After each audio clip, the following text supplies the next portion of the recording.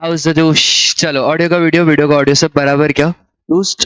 हमने tax invoice नाम का चैप्टर शुरू करा था। बहुत ही सिंपल सा चैप्टर है, हो सकता है ये चैप्टर आज या कल में खत्म भी हो जाए। सर टैक्स इनवॉइस में हम पढ़ रहे थे ई इनवॉइसिंग। सर ये क्या होती है ई इनवॉइसिंग और क्या लिमिट होती है फेक इनवॉइसिंग से बचने के लिए और बहुत सारे अकाउंटिंग सॉफ्टवेयर से बचने के लिए सरकार कॉन्सेप्ट लाई थी किसका, ई इनवॉइस। ये ई इनवॉइस सर आखिरकार होता क्या है। आप अपने टेली पे, कंप्यूटेक्स पे या कोई भी जो आप नॉर्मल सॉफ्टवेयर यूज करते हो उस पे आप बनाओगे आपका नॉर्मल सा इनवॉइस।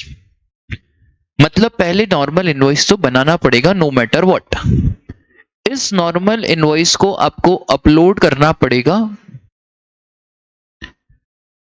एक गवर्नमेंट के पोर्टल पर। सर कौन सा पोर्टल है गवर्नमेंट का, तो गवर्नमेंट का पोर्टल है IRP portal, invoice registration portal. जैसे ही आपने इस गवर्नमेंट के पोर्टल पर इनवॉइस को अपलोड करा, अब वो इनवॉइस के अंदर आ जाएगा क्यूआर कोड और एक और चीज आ जाएगी इनवॉइस के अंदर, date is IRN number. Sir ये आईआरएन नंबर क्या होता है, IRN number is invoice reference number. ये जो है ना सर इनवॉइस रेफरेंस नंबर, ये आपका रहेगा 64 डिजिट का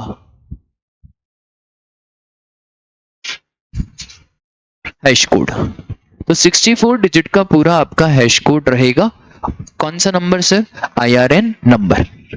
अब सर एक बात बताओ, क्या सबको इनवॉइस बनाना है? ऐसा नहीं है।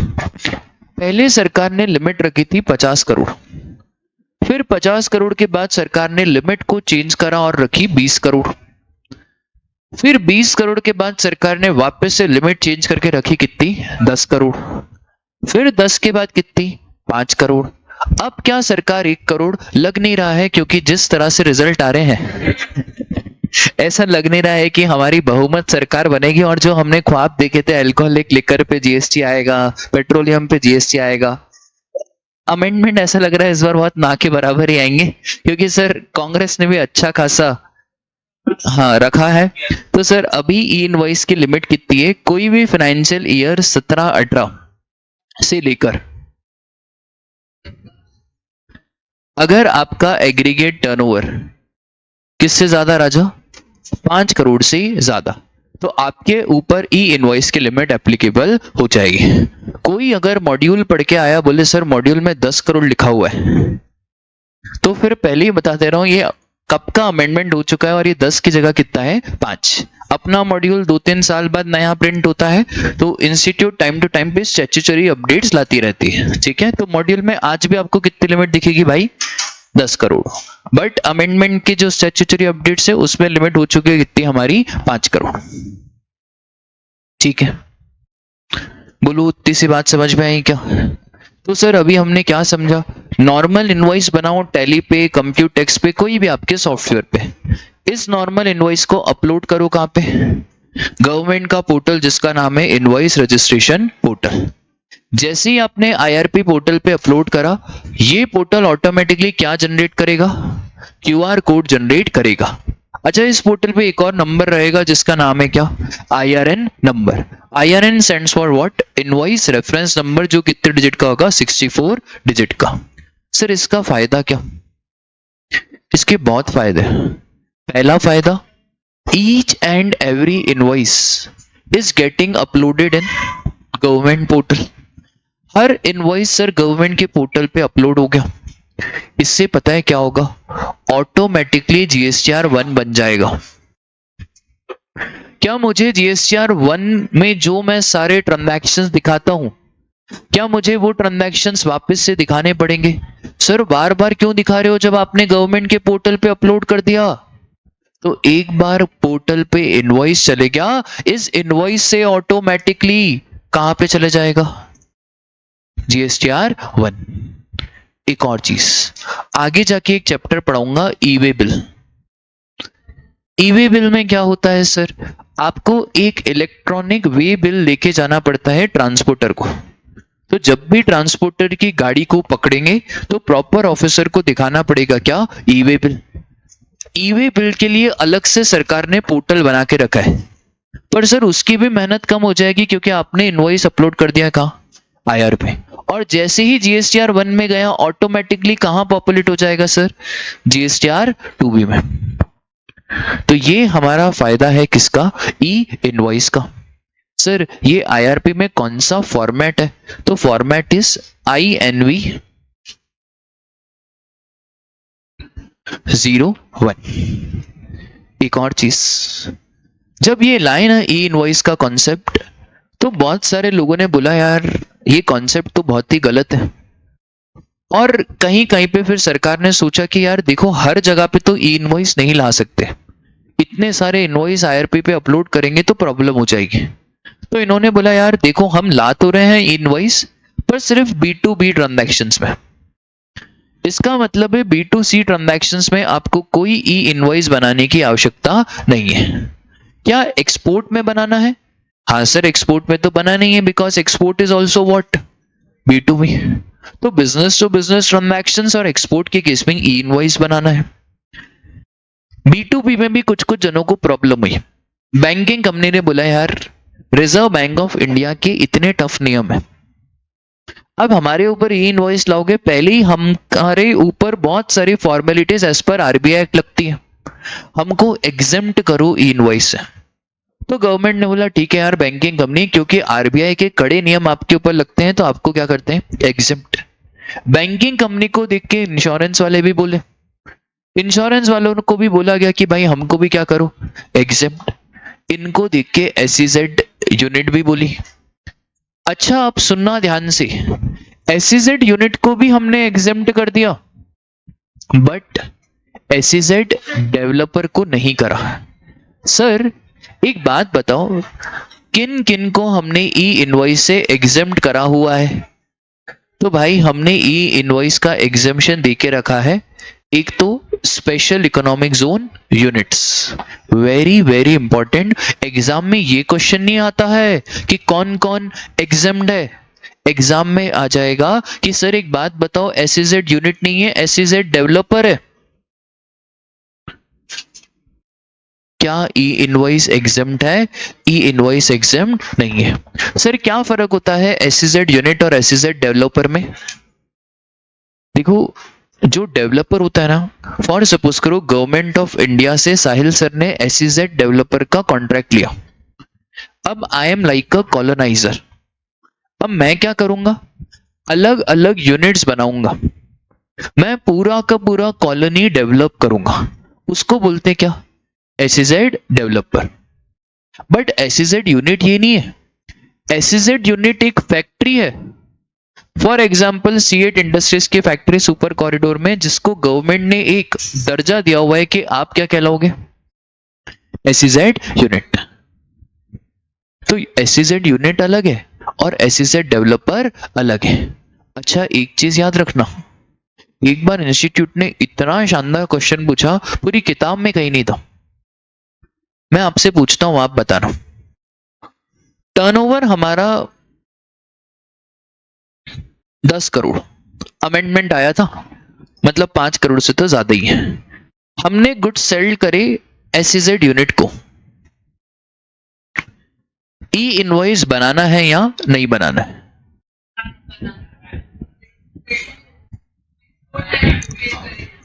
भाई we are not SEZ unit, हमने एसईजेड यूनिट को सेल करा, आधे बच्चे गड़बड़ करके आए और उन्होंने पढ़ा एसईजेड यूनिट, उन्होंने बोला कि भाई एसईजेड यूनिट पे तो ई इनवॉइस इज एग्जेम्प्ट, तो वो लिख के भी आए कि although the turnover exceed from 5 crore but SEZ unit is exempt from E invoice.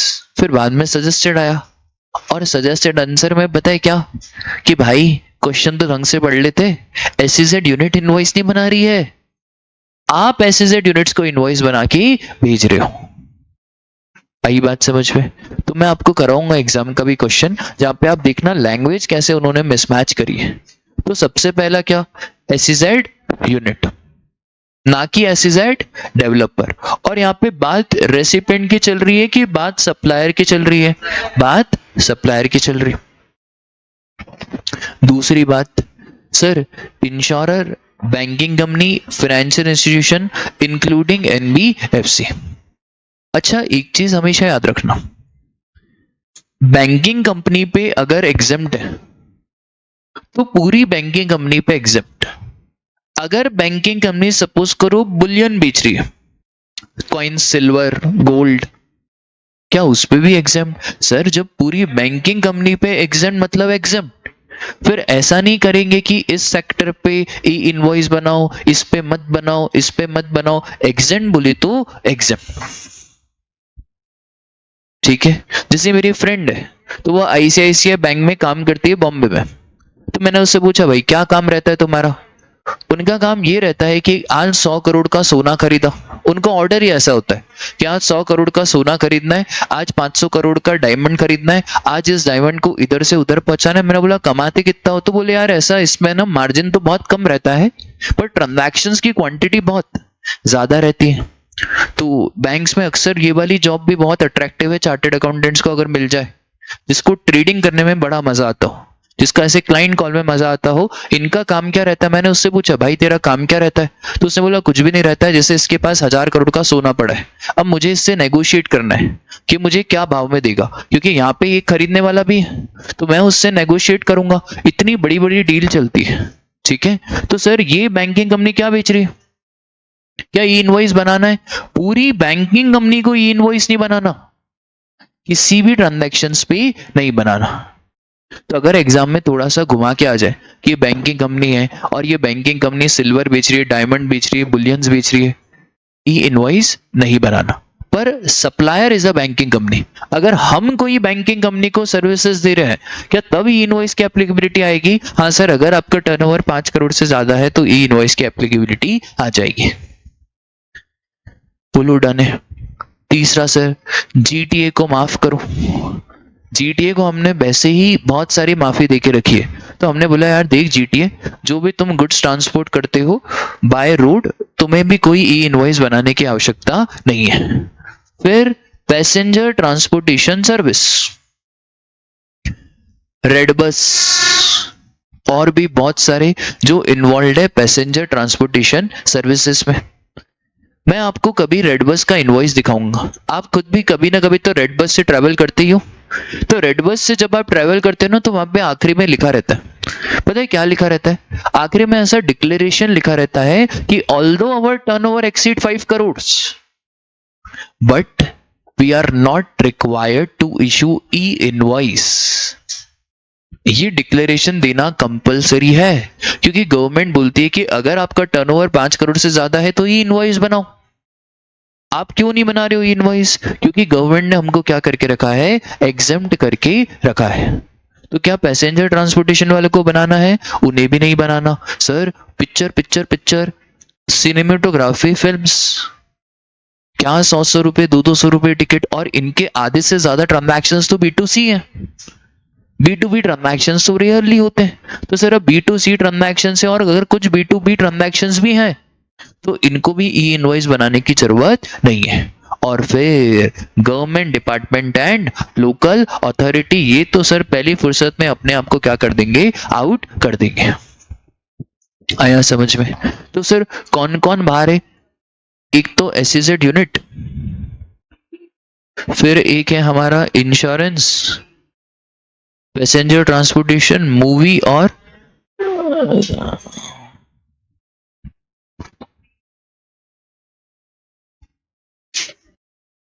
ठीक है।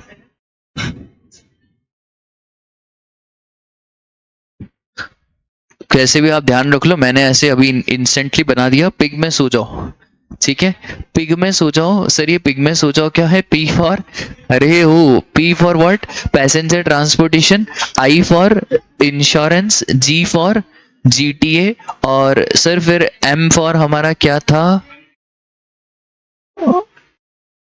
हाँ, एम फॉर मल्टीप्लेक्स, और एस फॉर एसईजेड यूनिट। ठीक है, कैसे भी करके आपको याद करना है। ऐसे भी याद हो जाएंगे। और एक है हमारा बिग में सो जाओ, J for G, G for what, government, department and local authority. क्या? गेमिंग एसआईपी,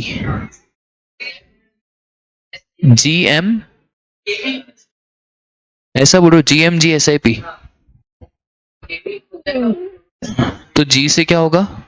जीटीए, एम से मल्टीप्लेक्स, फिर गवर्नमेंट, फिर एसईजेड, फिर इंश्योरेंस, और फिर क्या? Passenger transportation. ये मैंने इसको पहले ही बता दिया था, इसने बोला सर मैं बोलूंगा क्लास में। मैंने ठीक है तुम ही बोलना यार। तो इसका क्या है? जीएमजी क्या? एसआईपी। ठीक है, हाँ राजा।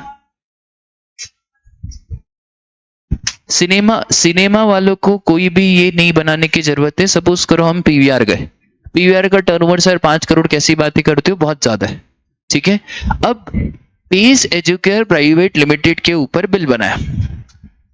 उन्होंने सोचा पेस वालों ने कि सब बच्चों को मूवी दिखाएंगे। बिल किसके नाम पे? पेस। अब क्या पीवीआर वालों को ई इनवॉइस बनाना पड़ेगा? ऑल्दो ट्रांजैक्शन बी2बी है, पर ई इनवॉइस बनाने की आवश्यकता नहीं है, क्योंकि नॉर्मली इनके ट्रांजैक्शंस बी2बी होते नहीं है। कौन से ट्रांजैक्शंस होते हैं इनके? बी2सी। सर तो बी2सी के लिए कुछ नहीं है क्या? है। बी2सी के लिए सरकार डायनामिक क्यूआर कोड लाई है, अभी अभी लाई है। क्या? Dynamic QR code. वो कौन से ट्रांजैक्शन के लिए? बी2सी। अभी तो हम सिर्फ बात कर रहे हैं किसकी राजा? बी2बी। ठीक है, और अगर हमारा टर्नओवर ज्यादा है तो हमको डिक्लेरेशन देना पड़ेगा। क्या डिक्लेरेशन देना पड़ेगा? कि ऑल्दो हमारा एग्रीगेट टर्नओवर ज्यादा है, but we are not required to prepare the invoice. ठीक है, तो भले आपका टर्नओवर ज्यादा हो, बट आपको कंपलसरी क्या लिखना पड़ेगा सर? कंपलसरी आपको डिक्लेरेशन देना पड़ेगा। ठीक है, फिर important point, only SEZ units, not SEZ developer, और in case of supply made by notified person to SEZ unit, e-invoice need to be issued। गड़बड़ मत कर देना, ये सप्लायर की बात कर रहे हैं।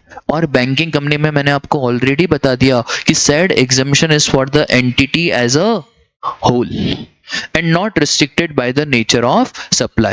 ऐसा नहीं होगा कि बैंकिंग कंपनी ने ये वाला ट्रांजैक्शन करा तो ई इनवॉइस नहीं बनाना। पूरा एग्जेम्प्ट मतलब पूरा एग्जेम्प्ट। इसका मतलब है अगर इंश्योरेंस कंपनी कल को कोई दूसरा काम भी शुरू करती है इंश्योरेंस कंपनी के नाम पे, क्या ई इनवॉइस बनाना पड़ेगा? सर नहीं बनाना पड़ेगा।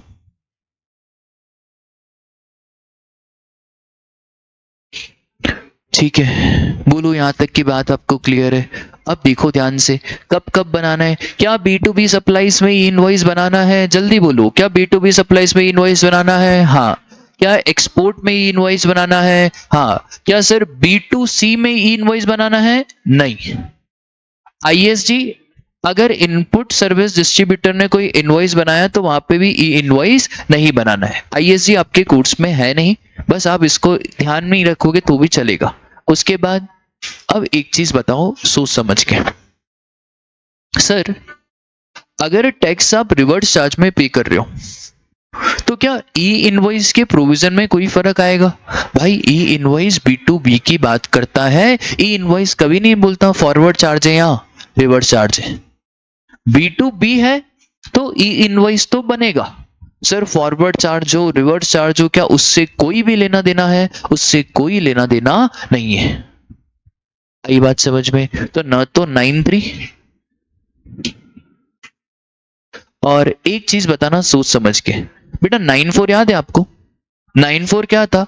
एक था हमारा अनरजिस्टर्ड और एक था हमारा रजिस्टर्ड। भाई अनरजिस्टर्ड रजिस्टर्ड, तो भाई ये तो बी2बी हुआ क्या? नहीं हुआ। तो जब बी2बी हुआ ही नहीं तो ये इनवॉइस की एप्लीकेबिलिटी नहीं आएगी।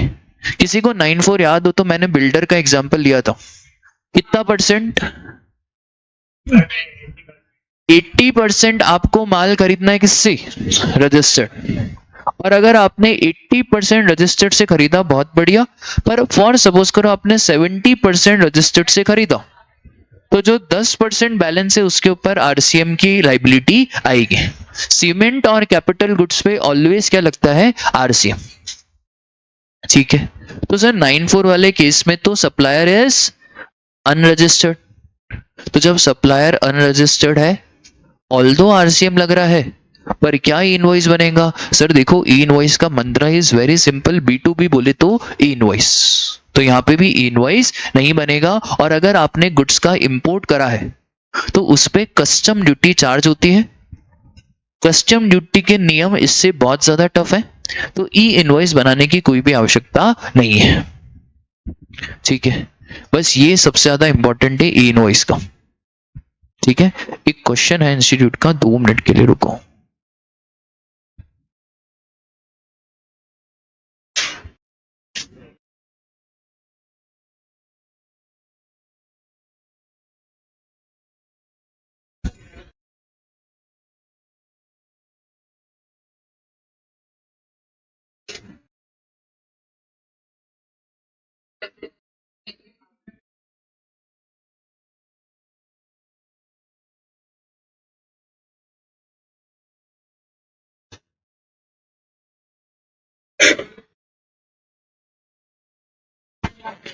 ये वाला क्वेश्चन बताओ, 16 वाला, जल्दी से।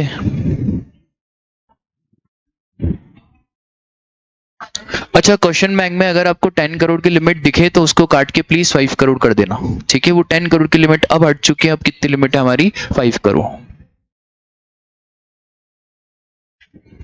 तो देखो ध्यान से फटाफट से, fashion queen limited registered under GST and dealing in baby products, wow, has an aggregate turnover of 40 crore in the preceding financial year. Sir turnover 5 crore से ज्यादा है। ठीक है, मैं पहले ही बता रहा हूँ, क्वेश्चन बैंक में भी आपको अमेंड करना पड़ेगा। ई इनवॉइस की लिमिट अब हर जगह कितनी हो गई है? 5 crore.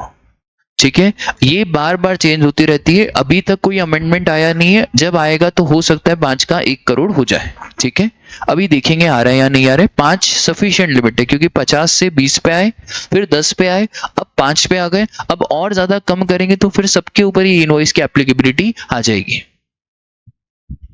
Tax discussion and consultant, इनका व्यू है कि issue e-invoice mandatorily since its aggregate turnover is less than the threshold limit applicable, it is not। नहीं सर, ये पुराना अमेंडमेंट था, पहले 50 करोड़ की लिमिट थी, अब कितनी लिमिट है भाई हमारी? 5 करोड़ की लिमिट है, तो क्या ई इनवॉइस बनाना पड़ेगा? हाँ सर, ई इनवॉइस बनाना पड़ेगा। उसके बाद ministry of communication a government department, sir देखो, भले गवर्नमेंट डिपार्टमेंट आ गया ना, भले फिर टर्नओवर किससे ज्यादा हो? 5 करोड़ से ज्यादा हो, और गवर्नमेंट डिपार्टमेंट तो आपको कोई ई इनवॉइस बनाने की आवश्यकता नहीं है। ठीक है, बोलो डन है क्या? तो ई इनवॉइस के बहुत सिंपल सिंपल से क्वेश्चन एग्जाम में आते हैं, और इसमें बस आपसे यही पूछा जाता है कि ई इनवॉइस बनाना है या नहीं बनाना है। आज एक क्वेश्चन भेजूंगा, लिख के आओगे? ठीक है, एसईजेड वाला है, मैं आपको एक क्वेश्चन भेजूंगा, बस मुझे देखना है कि आप कैसे क्या आंसर लिखोगे। चलो सर, अगर ई इनवॉइस बनाया तो आपको कोई डुप्लीकेट ट्रिप्लीकेट कॉपी बनाने की जरूरत नहीं है। नॉर्मली कॉपी कैसी बनती है? गुड्स के केस में राजा 3 कॉपी बनाई जाती है, एक सप्लायर के लिए, एक रेसिपिएंट के लिए, और एक ट्रांसपोर्टर के लिए। ओरिजिनल कॉपी रेसिपिएंट के लिए रहती है, हमेशा याद रखना, original copy is always for recipient. Duplicate copy रहती है ट्रांसपोर्टर के लिए, और एक ट्रिप्लीकेट कॉपी किसके लिए? सप्लायर। अब देखो, सर्विसेज में ट्रांसपोर्ट का तो कोई सीन होता ही नहीं है, तो सर्विसेज में सिर्फ 2 ही पार्टी रही, एक सप्लायर और एक रेसिपिएंट। तो यहाँ पे sir original copy for recipient और डुप्लीकेट कॉपी फॉर सप्लायर। और जो जो इनवॉइस आप इशू करते जा रहे हो उसको आप जीएसटीआर 1 में फर्निश भी करते जाओगे। ठीक है, क्या अगर ई इनवॉइस इशू करा, क्या मुझे डुप्लीकेट ट्रिप्लीकेट कॉपी इशू करनी है? कोई इशू करने की जरूरत नहीं है, आपने ई इनवॉइस इशू करा है, वो सर्वगुण संपन्न है, इसके अंदर सारी चीजें ऑलरेडी आ गई। ठीक है,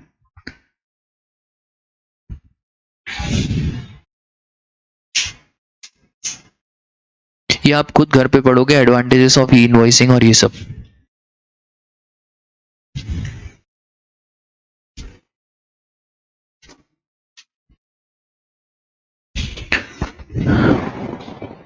क्या सर ई इनवॉइस को हम, जो हमने इनवॉइस अपलोड कर दिया एक बार पोर्टल पे, क्या उसको कैंसिल कर सकते हैं? हाँ भाई कैंसिल कर सकते हैं। IRN नंबर डाल दो IRP पोर्टल पर, तो जो आपने इनवॉइस को रिपोर्ट करा उसको कैंसिल भी कर सकते हैं। क्या अमेंड कर सकते हैं क्या? तो सर हमेशा याद रखना, अगर इनवॉइस अपलोड हो चुका है you can cancel it, not amend it. आप क्या कर सकते हो? कैंसिल कर दो, अमेंड नहीं कर सकते। जीएसटी पोर्टल पे अमेंडमेंट होता है। किस पे अमेंडमेंट होता है? GST portal. क्या आईआरपी पोर्टल पे अमेंडमेंट होगा? नहीं सर, आईआरपी पोर्टल पे अमेंडमेंट पॉसिबल नहीं है। क्या कैंसिलेशन कर सकते हैं? हाँ सर, कैंसिलेशन कर सकते हैं। ठीक है, बोलो क्लियर है? एक और चीज सर, एक क्लैरिफिकेशन है, और ये क्लैरिफिकेशन यही बोलता है कि अगर ई इनवॉइस इशू करा है तो there is no need to carry physical copy of invoice.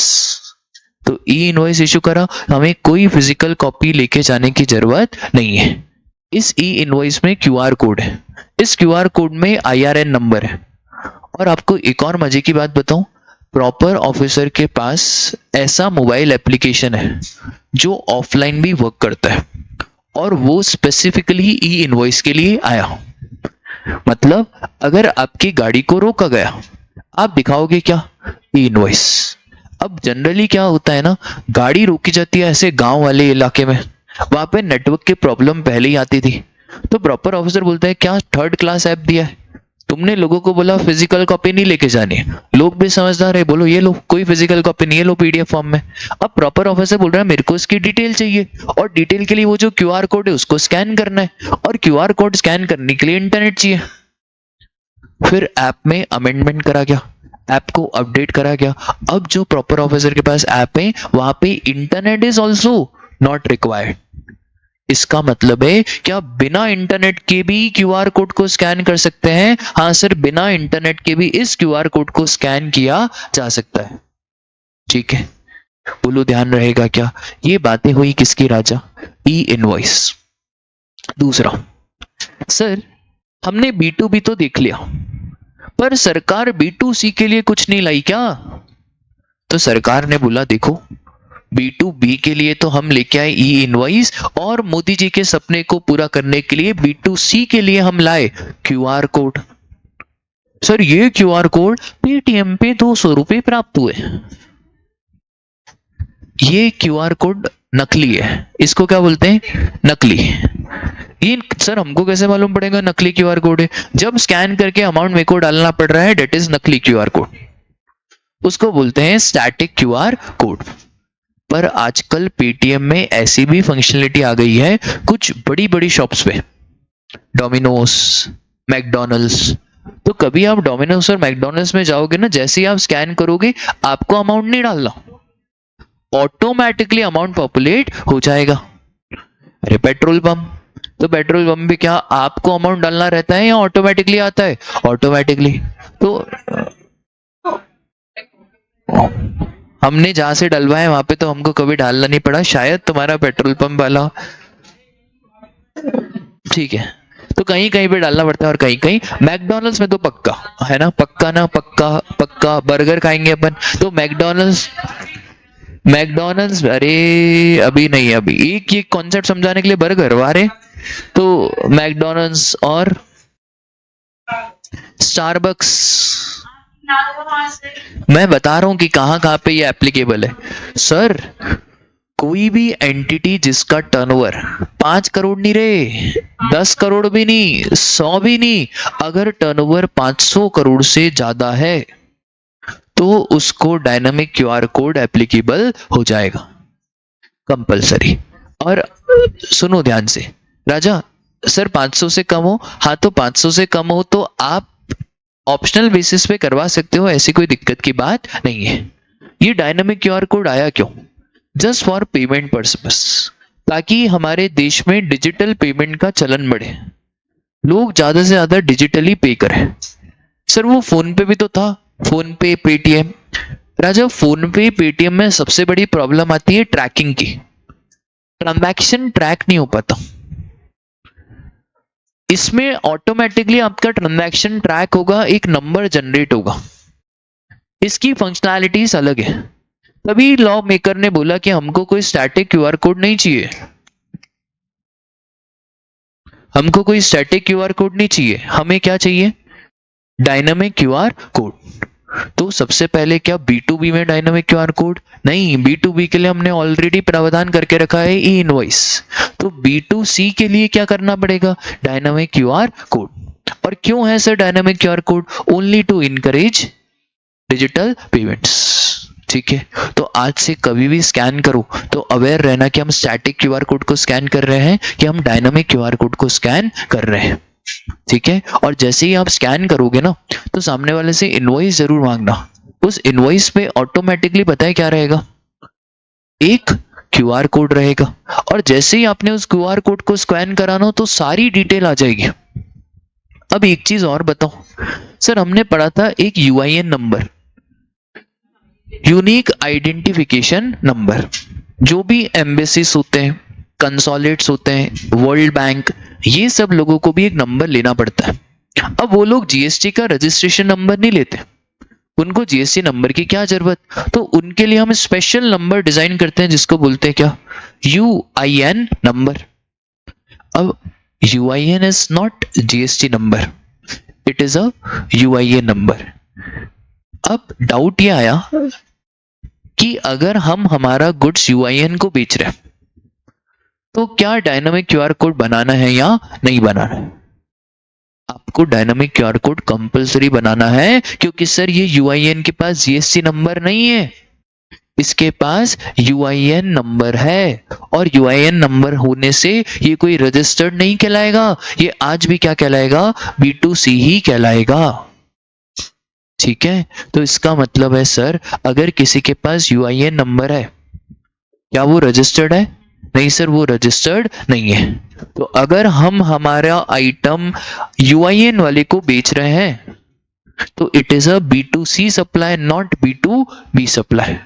तो एग्जाम में अगर उसने घुमाया, आज तक तो घुमाया नहीं है, एग्जाम में उसने बोल दिया कि हमने हमारा गुड्स यूआईएन वाले को बेचा है, यूआईएन वाले के पास जीएसटी नंबर तो नहीं है, पर यूआईएन वाले के पास टेम्पररी आइडेंटिफिकेशन नंबर है जो उसने रिफंड पर्पस के लिए लेके रखा है। क्या डायनामिक क्यूआर कोड बनाना पड़ेगा? हाँ सर बनाना पड़ेगा, अगर आपका टर्नओवर कोई से भी फाइनेंशियल ईयर में 500 करोड़ से ज्यादा हो गया। बोलो क्लियर है? सर डायनामिक क्यूआर कोड किस किस पे एप्लीकेबल नहीं है। अब देखो, अब आप ये मत बोलना कि सर यहाँ पे भी गवर्नमेंट यहाँ पे आ जाएगी। इतने बड़े और टफ डिसीजन अगर गवर्नमेंट ही एक्सेप्ट नहीं करेगी तो फिर आम पब्लिक क्या एक्सेप्ट करेगी। B2B इनवॉइसेस पे तो चलो ठीक है भाई, BPCL, ये पेट्रोल पंप का टर्नओवर कोई ऐसा 500 करोड़ नहीं बेटा, ये बहुत अलग ही है। तो BPCL का टर्नओवर 1000, 2000, 3000, IOCL, इनके टर्नओवर इतने ज्यादा है। अब हम बोलेंगे गवर्नमेंट एक बात बताओ, आप खुद ही मना कर रहे हो कि हमारे ऊपर से क्या कर दो, एग्जेम्प्ट कर दो, तो यार फिर नॉर्मल पब्लिक क्या एक्सेप्ट करेगी? नॉर्मल पब्लिक बोलेगी हटाओ तेल लेने गया, हमको भी नहीं डालना डायनामिक क्यूआर कोड, तो गवर्नमेंट पहले आप करो। तो गवर्नमेंट ने बोला ठीक है हम अपने आप को यहां से एग्जेम्प्ट नहीं करेंगे। बट सर वो बैंकिंग, हाँ सर उनको एग्जेम्प्ट करो, इंश्योरेंस, बैंकिंग, फाइनेंशियल इंस्टीट्यूशन, इन सबको एग्जेम्प्ट करो, ऑल्दो इनका टर्नओवर 500 करोड़ से ज्यादा है। State bank of India sir कहीं ज्यादा है, 500 करोड़ तो बहुत छोटी रकम हो गई इनके लिए। SDFC बैंक बहुत ज्यादा टर्नओवर है। LIC सर टर्नओवर 500 करोड़ से कहीं ज्यादा है। तो क्या इनको डायनामिक क्यूआर कोड देना है? इन्हें डायनामिक क्यूआर कोड देने की कोई भी आवश्यकता नहीं है, although turnover exceeds 500 crore. Sir GTA, फिर पैसेंजर ट्रांसपोर्टेशन, सिनेमेटोग्राफी फिल्म, इसके बाद एक और लोग आए ओइडार वाले,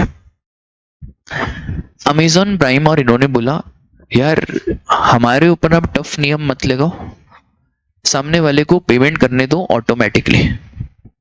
online information and database access और रिट्रीवल सर्विसेज, इनको रजिस्ट्रेशन लेना है, वही बहुत बड़ी बात है। अमेजॉन प्राइम, हॉटस्टार, नेटफ्लिक्स, इनके ऊपर भी डायनामिक क्यूआर कोड की एप्लीकेबिलिटी नहीं है। इसलिए नहीं है क्योंकि कोई अमेजॉन प्राइम का स्टोर नहीं होता। क्या अमेजॉन प्राइम का ऐसा कोई स्टोर होता है? नहीं सर, हम घर बैठ के मोबाइल में सब्सक्रिप्शन लेते हैं और घर बैठ के ही पेमेंट कर देते हैं, either with the help of phone पे और with the help of Google पे। तो भाई इनके लिए लगा के भी कुछ होने वाला नहीं है। तो कहां कहां डायनामिक क्यूआर कोड नहीं लगाना है? देखो इंश्योरेंस बैंकिंग, सर फिर GTA, passenger transportation, sir multiplex. पर क्या यहाँ पे गवर्नमेंट आउट है क्या? नहीं सर, यहाँ पे गवर्नमेंट आउट नहीं है। तो यहाँ पे एक और एडिशनल है हमारा, क्या? Online information database access and retrieval services. एक और चीज बताओ, क्या एक्सपोर्ट के केस में डायनामिक क्यूआर कोड बनाना है? सर देखो, export is not B2C, export is what? B2B। और B2B के केस में डायनामिक क्यूआर कोड नहीं बनता। B2B के केस में क्या बनता है? ई इनवॉइस। ठीक है, बोलो दोनों कॉन्सेप्ट क्लियर है? ई इनवॉइस, डायनामिक क्यूआर कोड। ई इनवॉइस की लिमिट 500 करोड़, ई इनवॉइस की लिमिट 5 करोड़, और डायनामिक क्यूआर कोड की लिमिट कितनी? 500 करोड़। ठीक है, यूआईएन वाला बहुत सिंपल है, देखो क्या होता है ना। हाँ, यूआईएन क्या होता है?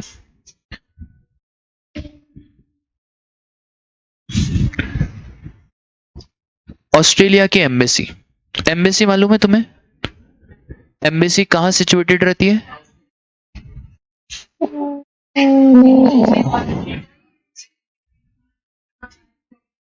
जैसे कहाँ है हमारे देश में जितने भी एम्बेसी है वो कहाँ सिचुएटेड है? Why New Delhi, why not Indore, why not MP? हाँ, एम्बेसी और कंसोलेट्स में फर्क होता है। Embassy is always situated in the capital, और एक और होता है कंसोलेट्स। कंसोलेट्स कहीं पे भी सिचुएटेड हो सकते हैं। ठीक है, तो ऑस्ट्रेलिया एम्बेसी का काम क्या होता है? सर जितने भी लोग ऑस्ट्रेलिया के इंडिया में रह रहे हैं उनकी मदद करना। अगर मुझे ऑस्ट्रेलिया जाना है तो मेरे को पहले जाना पड़ेगा किधर? ऑस्ट्रेलिया एम्बेसी, वीजा लगवाना पड़ेगा, और वीजा लगवाने के बाद मुझे परमिशन मिलेगी ऑस्ट्रेलिया जाने की। अब देखो एक बात बताओ, ये बहुत सारे इनपुट सर्विसेज लेते हैं, गुड्स भी लेते हैं। ये जो सारी सर्विसेज देते हैं ना, वो सब एग्जेम्प्ट होती है। वो सब क्या होती है? Exempt. Services by foreign diplomatic mission, services by embassy, consulates, ये सब एग्जेम्प्ट होती है। और सरकार बोलती है यार एक बात बताओ, ये लोग सर्विसेज उन लोगों को दे रहे हैं जो इंडिया के बाहर है, और जिनको भी दे रहे हैं वो सर्विसेज इंडिया के लिए तो कंज्यूम कर ही नहीं रहे, बट ये जो सर्विसेज ले रहे हैं इस पे तो जीएसटी लगा हुआ है, इसका क्या? आईटीसी। पर ये आईटीसी का एम्बेसी वाले करें क्या? क्योंकि आउटपुट लायबिलिटी जीरो, आगे की सारी सर्विसेज आपकी क्या है? एग्जेम्प्ट। तो भाई इस आईटीसी का रिफंड चाहिए, और इस आईटीसी का रिफंड कैसे ले? तो हमने बोला देखो एम्बेसी वालों, आपको जीएसटी नंबर लेने की जरूरत नहीं है, आप एक स्पेशल नंबर लो। कौन सा? UIN, unique identification number. जैसे ही आपने ये यूआईएन नंबर ले लिया तो वैसे ही आप अप्लाई कर देना फॉर रिफंड। अब मुझे एक बात बताओ, डायनामिक क्यूआर कोड क्या कहता है? सर डायनामिक क्यूआर कोड बोलता है कि अगर टर्नओवर 500 करोड़ से ज्यादा तो डायनामिक क्यूआर कोड एप्लीकेबल। अब यूआईएन को मैं B2B मानूं या B2C मानूं? सर देखो ना यार, इसके पास जीएसटी नंबर है ही नहीं, इसके पास तो कौन सा नंबर है? यूआईएन। और ये नंबर लिया है only for what? Refund purpose. तो लॉ मेकर ने बोला इसको B2B नहीं मानेंगे, इसको क्या मानेंगे? B2C। और क्योंकि इसको B2C माना गया, तो अगर आपका टर्नओवर 500 से ज्यादा है तो यहाँ पे भी डायनामिक क्यूआर कोड की एप्लीकेबिलिटी आ जाएगी। ठीक है, बस इतनी सी बात है हमारा किसमें? डायनामिक क्यूआर कोड में। अब सुनो ध्यान से, बहुत सारे केसेस, बहुत सारे सीबीआईसी ने इसके ऊपर क्लैरिफिकेशन दिया। क्लैरिफिकेशन तो आने ही थे भाई। मुझे एक बात बताओ, सामने वाले क्या डायनामिक क्यूआर कोड लगा हुआ है, मैंने गलती से पेटीएम पे पेमेंट कर दिया, अब लगा तो हुआ है उसके यहाँ डायनामिक क्यूआर कोड, पर मैंने किस पे पेमेंट कर दिया? पेटीएम। दोनों क्यूआर कोड लगे थे, डायनामिक भी और स्टैटिक भी। आजकल तो लोग 3-3, 4-4 क्यूआर कोड लगाते हैं, अमेजोन का अलग क्यूआर कोड, पेटीएम का अलग, फोन पे का अलग। अब इतनी रश रहती है तो उन्होंने मेरे को बताया नहीं इस पे पेमेंट करना है, मैंने उस पे पेमेंट कर दिया। अब क्या करे सर? अब क्या ऐसा करे, वापस से पेमेंट वापस लो, फिर डायनामिक क्यूआर कोड पे करो, ये टाइम पास करे? इतना टाइम पास करने की जरूरत ही नहीं है। अगर आपने पेटीएम पे पेमेंट कर दिया, कोई इशू नहीं है। जब आप अपना इनवॉइस निकालोगे ना, उस इनवॉइस में क्रॉस रेफरेंसिंग कर देना। उस इनवॉइस में क्या कर देना? Cross referencing. जैसे ही क्रॉस रेफरेंसिंग कर दोगे तो सामने वाले को समझ में आ जाएगा कि इसका पेमेंट डायनामिक क्यूआर कोड से नहीं हुआ है, इसका पेमेंट किससे हुआ है? स्टैटिक क्यूआर कोड से हुआ है। 10,000 रुपए का पेमेंट करना था, 2,000 का कैश दिया, तो अब डायनामिक क्यूआर कोड जो जनरेट होगा वो कितने का होगा? 8,000। यार मुझे एक बात बताओ, कभी आप एक काम करना, आधा कैश पेमेंट करना, या तो आप पेट्रोल पंप पे करना है तो मैकडी में जाके ऐसा करना कि 1,000 रुपए, तो उसको बोलना है सर एक काम करो 200 रुपए कैश। तो जब वो क्यूआर कोड जनरेट करेगा ना, अब वो 200 रुपए कैश आ गया, तो क्या पूरे 1,000 का क्यूआर कोड जनरेट करेगा या 800 का? 800 का। आई बात समझ में? तो ऐसे बहुत सारे केसेस ही हुए। तो सर पहला केसेस क्या है? In case of retail sale over the counter, the payment from customer is received by payment counter by displaying the dynamic QR code। और यहाँ पे सर बहुत बार कैसा होता है ना, जैसे ओवर द काउंटर सेल है। ओवर द काउंटर सेल मतलब हम होटल में खाना खाने गए, रेस्टोरेंट में हम खाना खा रहे हैं, अब वहां पे आपका बिल बनते जा रहा है, बनते जा रहा है और बनते जा रहा है। उस केस में जो लास्ट बिल बनेगा, जब आप लास्ट डिश ऑर्डर करोगे, तो पेमेंट तो आखिरी में होगा। तो लॉ मेकर बोलता है कि जब पेमेंट उसका आखिरी में होने वाला है, तो आप अभी डायनामिक क्यूआर कोड जनरेट करने की आवश्यकता नहीं है। और जितने भी बड़े होटल्स या रेस्टोरेंट में जाओगे ना, वहां पे टेबल नंबर का कॉन्सेप्ट चलता है कि भाई बिलिंग करनी है, इस टेबल नंबर पे बिलिंग कर दो, क्योंकि इस टेबल से ये सारा ऑर्डर आया है। तो लॉ मेकर बोल रहा है अगर आपका retail sale over the counter हो रहा है, सामने वाला कस्टमर खरीदते जा रहा है, तो अभी तो डायनामिक क्यूआर कोड बनेगा नहीं। डीमार्ट ले लो, डीमार्ट में क्या होता है, आप लोग आइटम्स को प्रोक्योर करे जा रहे हो, आखिरी में क्या बनेगा? बिल बनेगा। तो डायनामिक क्यूआर कोड अभी आएगा या आखिरी में? बिल्कुल आखिरी में। ठीक है। तो बहुत बार ऐसा भी होता है कि सर इस डायनामिक क्यूआर कोड से आप इंटरलिंक कर दोगे ऑर्डर आईडी या सेल आईडी, और अगर सामने वाले ने किसी दूसरे मीडियम से पेमेंट कर दिया तो आपको कुछ नहीं प्रोवाइड करना, आपको सिर्फ क्या दे देना है? Cross referencing. ठीक है। डायनामिक क्यूआर कोड लगा था, मैंने कैश से पेमेंट कर दिया, सर जो वो क्यूआर कोड जनरेट होगा उसका क्या दे देना? क्रॉस रेफरेंसिंग दे देना। ठीक है, बोलो ध्यान रहेगा क्या? बस। और सर अगर पार्ट पेमेंट हो चुका है ऑलरेडी, हाँ बोलो।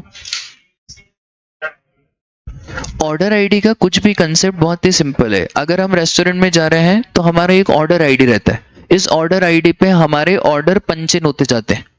ऑर्डर आईडी जब आप पेमेंट करोगे आखिरी में, तो जब डायनामिक क्यूआर कोड आएगा उसमें सिर्फ पेमेंट की डिटेल नहीं आएगी, पेमेंट की डिटेल के साथ एक और डिटेल आएगी, किसकी? ऑर्डर आईडी की। ऑर्डर आईडी में कुछ भी नहीं रहता है, हर रेस्टोरेंट में अलग अलग कस्टमर का अलग अलग ऑर्डर आईडी जनरेट होता है। बस इतना सा ये बोल रहे हैं कि डायनामिक क्यूआर कोड में पेमेंट की डिटेल तो आनी चाहिए, साथ में एक और चीज क्या आनी चाहिए आपकी? Order ID. ऑर्डर आईडी बोल दो या सेल्स रेफरेंस नंबर बोल दो, बात एक ही है। ठीक है। एक और चीज, सपोज करो भाई तुमने 10 डिशें ऑर्डर करी, ठीक है, इस 10 डिश का पेमेंट हो गया, अब तुम्हारा मन हो रहा है वापस से 2 डिश और ऑर्डर करने का। अब मैं क्या वापस से नई ऑर्डर आईडी जनरेट करूंगा कि इस ऑर्डर आईडी को इससे लिंक करूंगा? सर ऑर्डर आईडी तो वही लिंक होगी। और एक और चीज, जब इस 10 डिश का पेमेंट हो गया पर 2 डिश का तो हुआ नहीं है, तो 2 डिश का जब पेमेंट होगा तो जब क्यूआर कोड आएगा तो क्यूआर कोड तो 2 डिश का आएगा, पर सर जो ऑर्डर आईडी आएगी वो अलग अलग नहीं आएगी, ऑर्डर आईडी हमारी सेम ही आएगी। ठीक है, आई बात समझ में? आप कुछ मत करना, केएफसी जाओ, मैकडी जाओ, एक उनको बोलना इनवॉइस दो। आप इनवॉइस में उनका क्यूआर कोड रहेगा, उस क्यूआर कोड को स्कैन करना, जैसे स्कैन करोगे बहुत सारी डिटेल आएगी, ऑर्डर आईडी आएगा, पेमेंट कितना हुआ है वो आएगा, फिर किस मीडियम से पेमेंट हुआ है वो भी आएगा। ठीक है, ये सारी चीजें किसमें होगी सर? हमारा डायनामिक क्यूआर कोड। और अगर पार्ट पेमेंट हुआ है बिफोर, तो सर अब जो आधा पार्ट पेमेंट बचा हुआ है उसके लिए ही क्या बनेगा? क्यूआर कोड बनेगा। ठीक है, बोलो क्लियर है क्या डायनामिक क्यूआर कोड? अब सुनो ध्यान से, very very important concept, revise invoice. सबका ध्यान इधर होना चाहिए, एग्जाम में क्वेश्चन आता ही है रिवाइज इनवॉइस का। इस चैप्टर में बस 3 चीजें इंपॉर्टेंट है, ई इनवॉइस, डायनामिक क्यूआर कोड और revise invoice.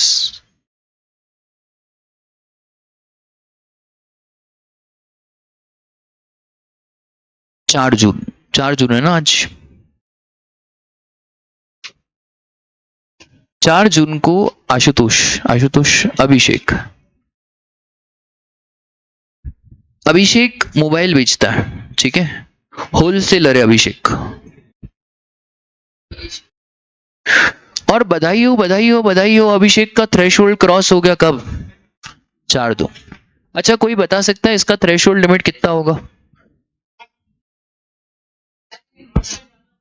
Threshold limit for registration कितना होगा? ये एमपी में है, एमपी में, हाँ जी, कितना?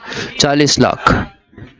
बेटा कोई अगर अपने से घर वाला कोई रिश्तेदार पूछेगा, कितने लोग पूछते हैं यार, आपके ऊपर इतनी बड़ी रिस्पॉन्सिबिलिटी है, जीएसटी की बातें तो कितने लोग पूछते हैं। आपके घर में आपके पापा ही पूछे, बता बेटा मेरे को जीएसटी में रजिस्ट्रेशन कराना है, तो ऐसा वो लोग सर से पूछ के बताते हैं। अरे यार मोबाइल इज अ सर्विस और गुड्स। अब एज्यूमिंग इंट्रा स्टेट जा रहा है तो कितनी लिमिट है? 40 लाख। इंटर स्टेट है तो क्या, अगर ये मोबाइल इंटर स्टेट जा रहा है तो कंपलसरी रजिस्ट्रेशन, गुड्स है, काहे की 20 लाख, काहे की 20 लाख। यार मैं पहले ही बोल रहा हूं, प्लीज आंसर दिया करो, सोच समझ के दिया करो। आपको क्यों जल्दी है इतनी? आराम से दो ना, हम कोई भग के थोड़ी जा रहे, आराम से दो। हाँ सर, आपने कुछ बताया था, गुड्स के केस में 40 लाख होती है, इंट्रा स्टेट, इंटर स्टेट होता है तो कंपलसरी रजिस्ट्रेशन कराना पड़ता है। अब एक और चीज बताओ, आराम से, घाई मत करना, कितने दिन के अंदर अंदर रजिस्ट्रेशन के लिए अप्लाई करना पड़ता है? 30 दिन। तो 4 जून से 30 दिन गिनो,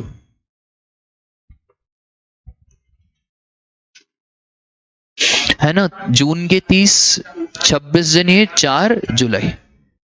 अगर हमारा अभिषेक ने 4 जुलाई तक अप्लाई कर दिया, सपोज करो अभिषेक भाई ने 10 जून को अप्लाई करा और रजिस्ट्रेशन सर्टिफिकेट आया 17 जून को, तो 17 जून को रजिस्ट्रेशन सर्टिफिकेट आ गया। रजिस्ट्रेशन की इफेक्टिव डेट क्या? 4 जून।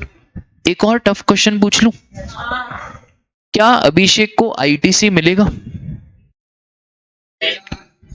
क्या अभिषेक को आईटीसी मिलेगा?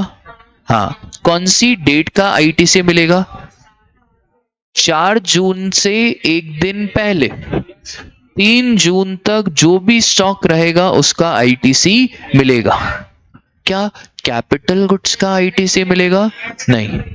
क्या वो मेरे पास एक इनवॉइस पड़ा है यार, 8 साल पुराना है, बहुत बढ़िया, 1 साल पुराना, ठीक है,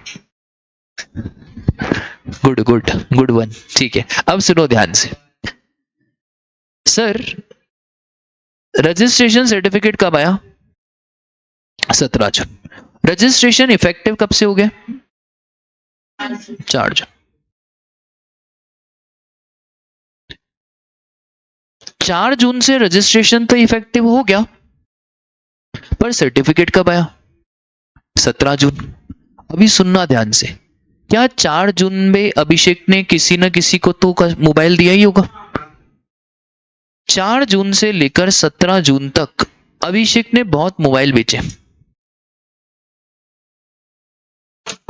जीएसटी भी लगाया, पर अभिषेक के पास जीएसटी नंबर था ही नहीं। कहां से होगा जीएसटी नंबर? क्योंकि जीएसटी नंबर तो तब आता है जब आपके पास क्या हो, आरसी। तो अभिषेक ने गौतम को मोबाइल बेचा, गौतम इज रिटेलर, गौतम क्या है? रिटेलर। गौतम ने फोन करा अभिषेक को, गौतम ने बोला यार अभिषेक मेरे को 2B में दिख ही नहीं रहा है, मैं आईटीसी कैसे लूं? गौतम क्या बोल रहा है कि भाई मैंने तुमसे मोबाइल खरीदा है अभिषेक, मुझे तो जीएसटी 2B में दिख ही नहीं रहा है, तो मैं भला आईटीसी कैसे लूं? तो अभिषेक बोल रहा है दिखेगा कैसे, मैंने तो अपलोड ही नहीं करा है। तो गौतम बोल रहा है करो ना अपलोड, अभिषेक बोल रहा है अपलोड करूं कैसे, मेरे पास तो जीएसटी नंबर ही नहीं है, और जब मेरे पास जीएसटी नंबर ही नहीं है तो मेरे पास पोर्टल का एक्सेस ही नहीं है। तो क्या सरकार को कुछ करना चाहिए? हाँ, प्रॉब्लम समझ में आई आपको? क्या प्रॉब्लम है?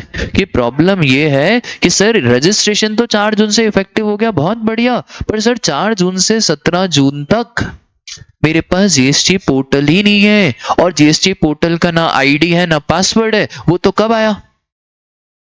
17 जून। अभिषेक रोने लगा मोदी जी के पास।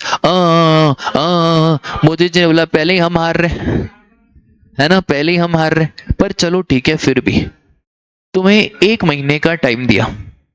कितने महीने का टाइम दिया? 1 महीने। और 1 महीना जब से आरसी आई है, 17 जून को आरसी आई है, 17 जुलाई तक तुमको रिवाइज इनवॉइस बनाने पड़ेंगे। क्या बनाने पड़ेंगे? Revise invoice. जो इनवॉइस तुम पहले बना चुके हो उस इनवॉइस को वापस से बनाओ, और अब तुम उसको जीएसटीआर 1 में अपलोड करो, क्योंकि अब तो तुम्हारे पास जीएसटी नंबर आ चुका है। तो जब जीएसटी नंबर तुम्हारे पास आ चुका है तो अब तुम वापस से क्या बनाओ भाई? रिवाइज इनवॉइस बनाओ। ठीक है, कौन सी तारीख से कौन सी तारीख के रिवाइज इनवॉइस बनेंगे? 4 जून से 17 जून। ठीक है, ये वैसा ही है राजा कि यहाँ पे तुम्हारी सगाई तो हो गई है। क्या हो गई? तुम्हारी सगाई, पर अभी तक पक्का नहीं हुआ है, क्योंकि अभी तक क्या नहीं मिला है? सर्टिफिकेट। अरे यार, मैरिज सर्टिफिकेट तो मिले, अभी सिर्फ क्या हो गई है? अभी सिर्फ क्या हुई है? आपकी सगाई। मैरिज सर्टिफिकेट कब आएगा? तो फिर लॉ मेकर बोल रहे हैं मैरिज सर्टिफिकेट आने दे उसके 1 महीने के बाद। तुम क्या समझ रहे हो? 1 महीने के बाद क्या इश्यू करना बेटा? रिवाइज इनवॉइस इश्यू करना। ठीक है, बोलो समझ में आया रिवाइज इनवॉइस का कॉन्सेप्ट? पक्का। एक और चीज सोच समझ के बताना, अगर अभिषेक ने, देखें कितना दिमाग चल रहा है, अभिषेक ने अप्लाई नहीं करा 4 जून, अभिषेक ने अप्लाई करा 4 जुलाई आखिरी थी ना, तो 7 जुलाई को अप्लाई करा। रुक तो जाओ। और आरसी आई हमारी पता है कब? 14 जुलाई को। तो आरसी तो कब आई? 14 जुलाई। पर मेरे को एक बात बताओ अभिषेक भाई, तुम्हारा थ्रेशोल्ड तो कब क्रॉस हो गया था? थ्रेशोल्ड क्रॉस ऑन 4 जुलाई। अब क्या रिवाइज इनवॉइस बनाना पड़ेगा? हाँ सर, रिवाइज इनवॉइस तो बनाना पड़ेगा। कितने टाइम तक रिवाइज इनवॉइस बनाना है? 1 महीने का टाइम है। 1 महीना कहां से गिना जाएगा? अभी सुनो ध्यान से, 1 महीना हमेशा वहां से गिनते हैं जब से रजिस्ट्रेशन इफेक्टिव हुआ। कब रजिस्ट्रेशन इफेक्टिव हुआ सर आपका? 14 जुलाई। तो 14 जुलाई से 1 महीना कितना हो गया?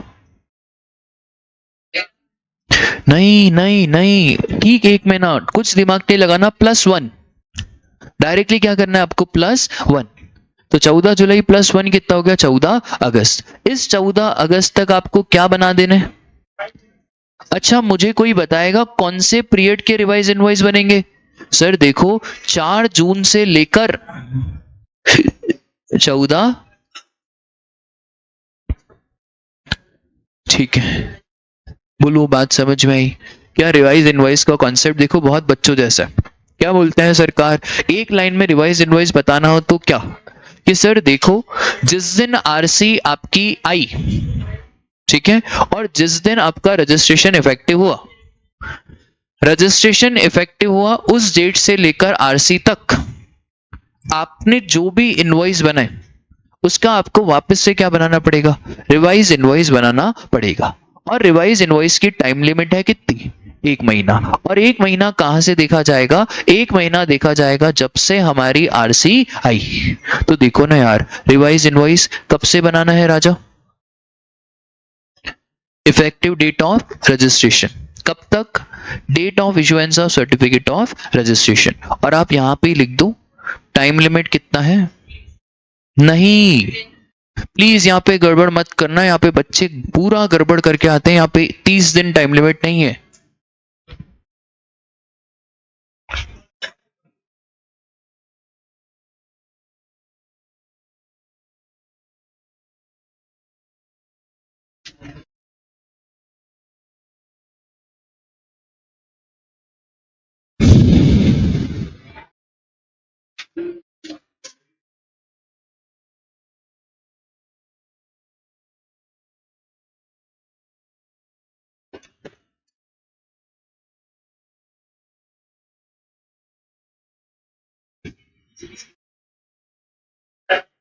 2 मिनट रुक जाओ, 2 मिनट रुक जाओ।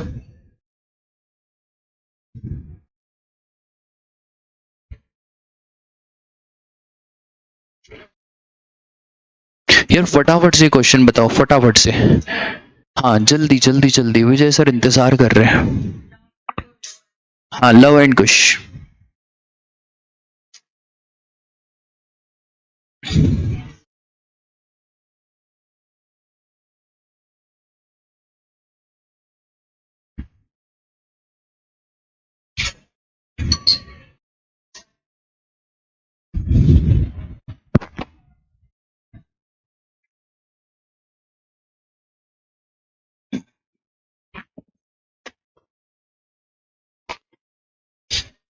अच्छा लिमिट रहेगी हमारी यहाँ पे 20 लाख, ठीक है। और एक और चीज है सर, ये जो 20 लाख की लिमिट है ये हमारी क्रॉस कब हुई है? इसके कितने दिन के अंदर अंदर अप्लाई कर देना था? 30 दिन के अंदर अंदर अप्लाई कर देना था। क्या 30 दिन के अंदर अंदर अप्लाई कर दिया? हाँ सर कर दिया। तो रजिस्ट्रेशन इफेक्टिव हो जाएगा कब से? 5/9 से रजिस्ट्रेशन इफेक्टिव हो जाएगा। 5/9 से रजिस्ट्रेशन इफेक्टिव हो गया। एक और चीज सर, रिवाइज इनवॉइस भी बनाना पड़ेगा। कब से रिवाइज इनवॉइस बनाएंगे? रजिस्ट्रेशन सर्टिफिकेट कब आया? 6/10। 6/10 से लेकर 1 महीना, 1 महीना मतलब 6/11। तो 6/11 तक आपको रिवाइज इनवॉइस बनाने पड़ेंगे। कौन से पीरियड के बनाने पड़ेंगे सर? 5/9 से लेकर 6/10 तक, ठीक है। चलो आज के लिए बस इतना ही, मिलते हैं कल।